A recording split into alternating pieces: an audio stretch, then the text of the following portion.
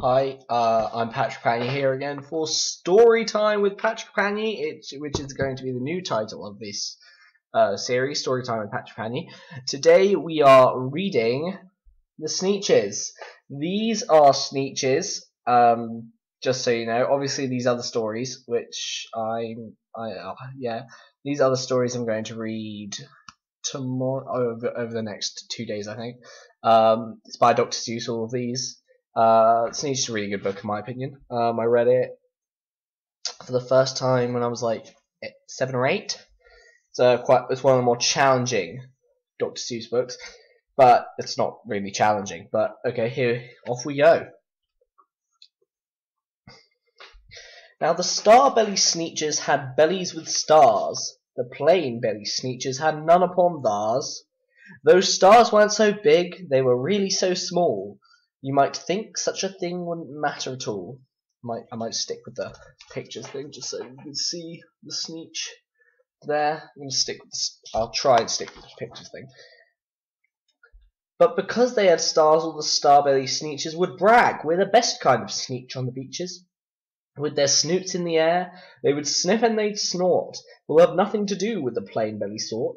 And whenever they met someone, when they were out walking, they'd saunter straight past them without even talking.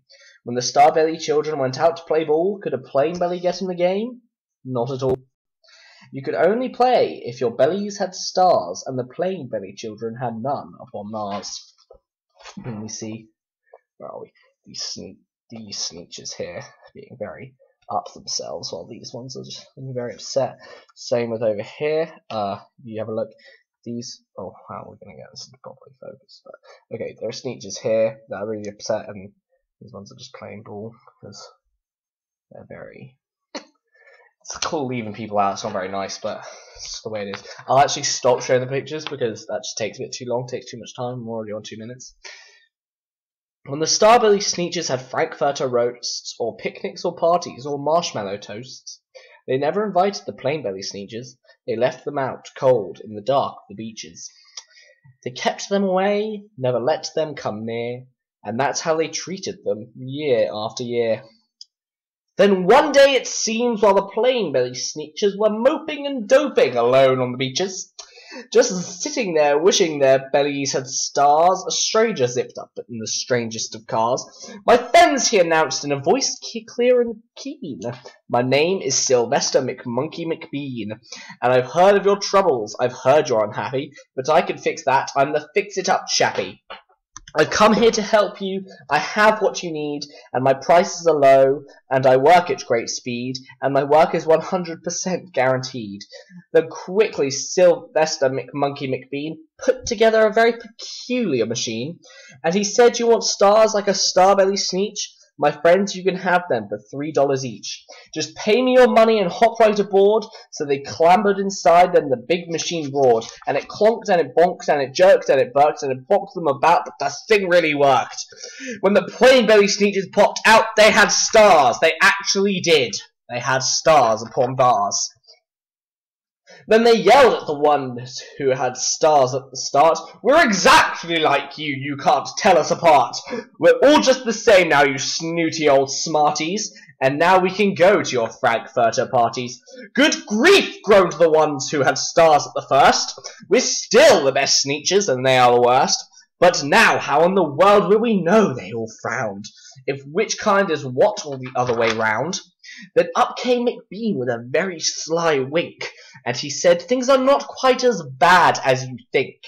So you don't know who's who, that is perfectly true. But come with me, friends, do you know what I'll do? I'll make you again the best Sneetches on beaches, and all it will cost is $10 eaches. Belly stars are no longer in stars, said McBean. What you need is a trip through my star-off machine. This wondrous contraption will take off your stars, so you won't look like Sneetches who have them upon theirs. And that handy machine, working very precisely, removed all the stars from their tummies quite nicely. When with snoots in the air they paraded about, and they opened their beaks, and they let out a shout. We know who is who, now there isn't a doubt. The best kind of Sneetches are Sneetches without. Then, of course, those with the stars all got frightfully mad. To be wearing a star was now frightfully bad. Then of cold old Sylvester McMonkey McBean invited them into a star-off machine. Then, of course, from then on, as you probably guess, things really got into a horrible mess. All the rest of the day on those wild screaming beaches, the fix-it-up chappie was fixing up Sneetches, off again, on again, in again, out again. Through the machines they raced around and about again. Changing their stars every minute or two, they kept paying money, they kept running through.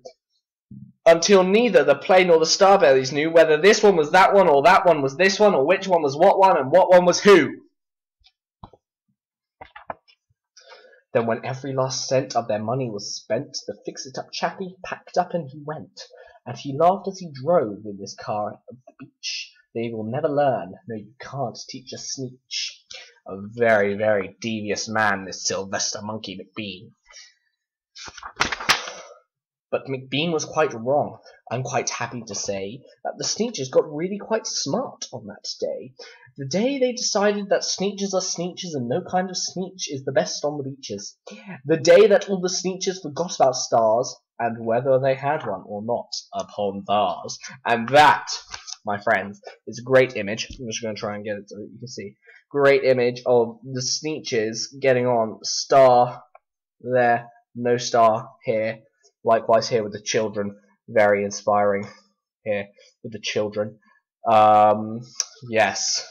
I believe that's the end of it. Yes. I hope you enjoyed that. I certainly enjoyed reading it. I got quite animated, as you can see. Tomorrow it's going to be the Zacks. I'll just show you a quick preview of the Zacks. I'll read you the first page. One day making tracks on the prairie of cracks came a north-going Zacks and a south-going Zacks. So as we can see, there's a recipe for disaster there. So I'll be doing another one of these tomorrow and another one on Friday just to get this book out of the way, and then I'll see what's what. You can comment if you like, saying which one you want to do and which one's what and who. See, it's quoting. But alright, that's me for now. I will do another one tomorrow.